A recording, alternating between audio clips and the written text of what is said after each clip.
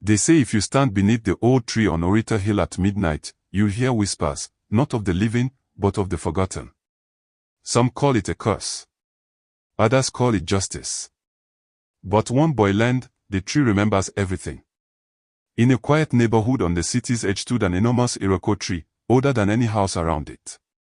The locals avoided it after dark, saying it was where the lost souls of the city came to speak. But Connor, a 12-year-old boy who'd just lost his mother, didn't believe in such tales. He came every evening to sit under that tree, listening, hoping the silence might talk back. One night, as the wind died down, he heard it, a whisper. His name. Clear. Gentle. And it sounded just like his mother's voice. Terrified but desperate, Connor whispered back. Mama, is that you? The leaves rustled violently. A single flower fell into his lap, white, glowing faintly in the dark. From that night on, Connor visited every evening. The tree whispered new names, names of people who had vanished in Ibadan over the years. He told the town elders, but they warned him. The tree keeps the voices of the wrong. If you answer too often, it will remember you too. But Connor couldn't stop. Each voice felt like a secret begging to be heard. Then one night, a new voice spoke, deep, angry, and not human. You took her from me, now I will take you.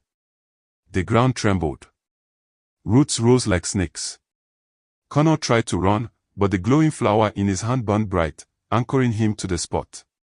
From the darkness, a shape formed, the spirit of a man, scarred and bound by vines. He was the one who had cursed the tree decades ago after being betrayed by his brother. Every soul wronged since then had been trapped in its roots. Connor's mother, too. If you free her, the spirit hissed, you free us all. Connor pressed the glowing flower into the earth beneath the tree. The air split with light, voices screamed, then faded into peace. The next morning, the tree was gone. Only a small mound of ash remained. No one ever spoke of it again. But at night, when the wind blows through Orita Hill, the townsfolk still say they hear a young boy laughing softly, and a mother answering him. Some stories never die, they just whisper until someone listens.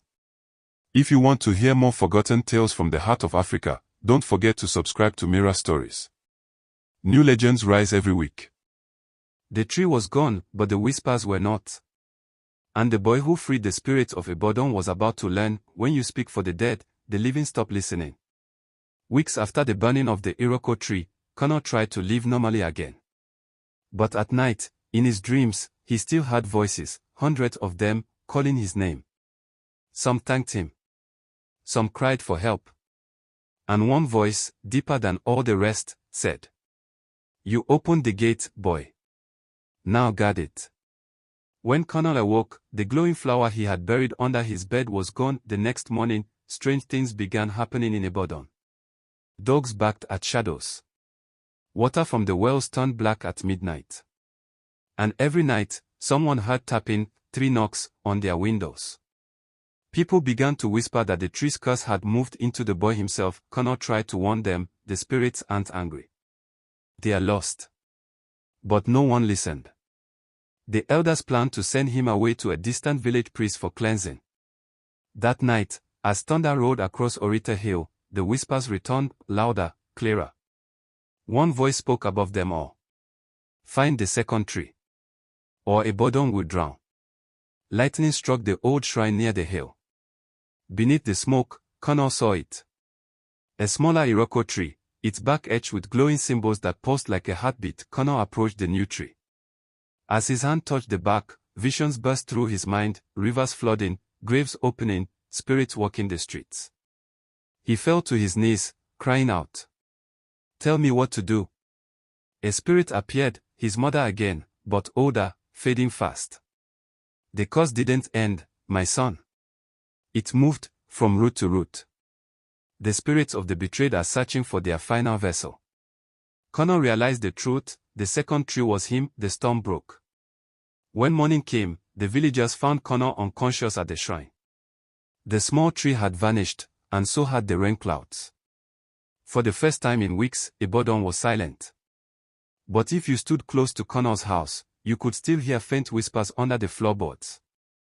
Countless voices, waiting, some doors, once opened, never close. What if the tree wasn't a curse, but a warning? Soft pause. Subscribe to Mira Stories, and join me next time for Chapter 3, The Roots Beneath Ibadan, where the whispers rise again.